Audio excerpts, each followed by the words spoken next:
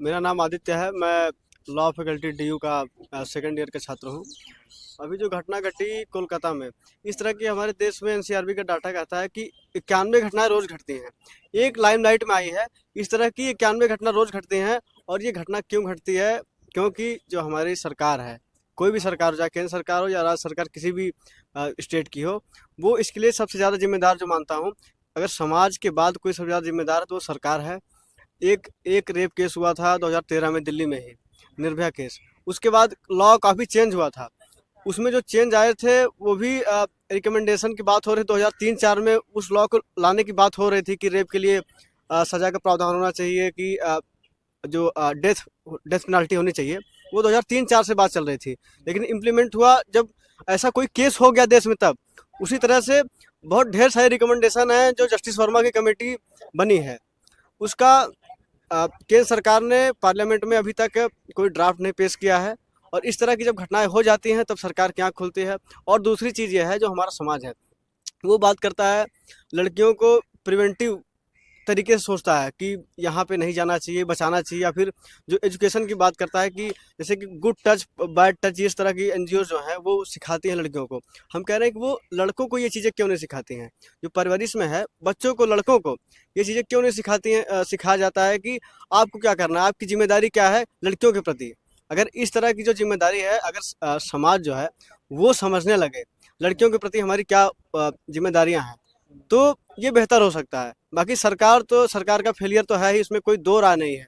और जो हमारी सरकार है, चाहे जिस भी स्टेट को हो, हाँ, जुडिशरी का तो फेलियर है ही, क्योंकि जुडिशरी की आंखें तब खुलती हैं जब इस तरह की घटनाएं हो जाती हैं। बल्कि होने की क्या, हो तो रोज रही हैं, बल्कि वो जो मीडिया में आ जाती हैं, अगर किसी को हाईलाइट, लाइमलाइट में आ जाती है कोई घटनाएं, तब जुडिशरी की भी आंख खुलती है और सरकार की भी आंख खुलती है।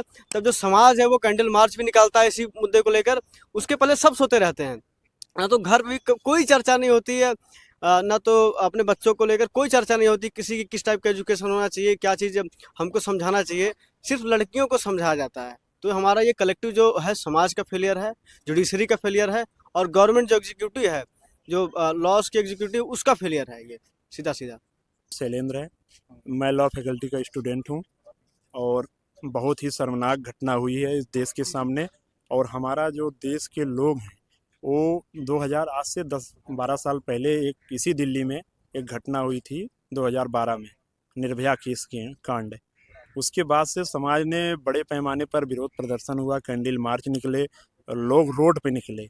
उसके बाद जाके बहुत सारी चीज़ों में, कानूनों में चेंज हुआ। जस्टिस वर्मा कमेटी बनाई गई, लेकिन जस्टिस वर्मा कमेटी बनने के बाद जो निर्भया केस के मुख्य आरोपी थे उनको माफ़ करने तक की बात होने लगी। लेकिन चीज़ें वहाँ से थोड़ा बदलाव आया था, महिलाओं को लेके महिलाओं पे इतने कानून बने थे। लेकिन आज 2024 में एक ऐसी घटना हुई जो कि निर्भया से भी पीछे छोड़ देती है। क्योंकि अगर आप पोस्टमार्टम की रिपोर्ट देखेंगे, पोस्टमार्टम की रिपोर्ट पे ऐसा लगता है कि निर्भया से कुछ ज़्यादा ही बड़ी घटना हुई है। लेकिन हमारी जो सरकार है, केंद्र की या उस स्टेट की, दोनों जो है इस पे कोई संज्ञान नहीं ले रहे हैं। बस यहाँ असल में उसका पेशा लड़की का डॉक्टर का था, तो डॉक्टर समाज के लोग जो है रोड पे हैं, कैंडल मार्च निकाल रहे हैं। लेकिन अगर हम लोग एक सामाजिक रूप से जिम्मेदारी लेते हैं, अगर एक महिला है उसको किस तरीके से सुरक्षा में रखना है, क्योंकि हम लोग एक विश्वविद्यालय के छात्र हैं, हम लोगों को ये मांग होनी चाहिए कि हर यूनिवर्सिटी में एडल्ट एजुकेशन होना चाहिए।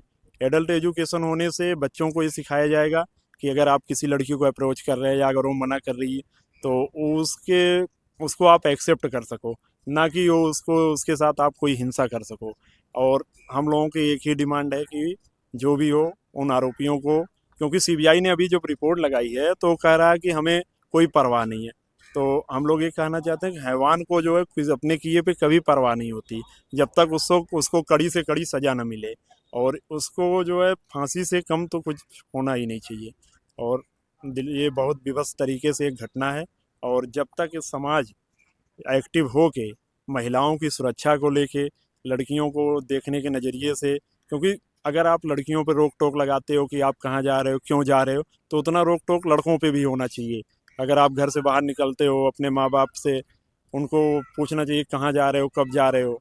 तो इसलिए जो है समाज को बहुत संवेदनशील तरीके से इस पर विचार करना चाहिए जब तक समाज एक्टिव नहीं होगा तब तक ऐसी घटनाएं होती रहेंगी, कानून कितने भी बन जाएं।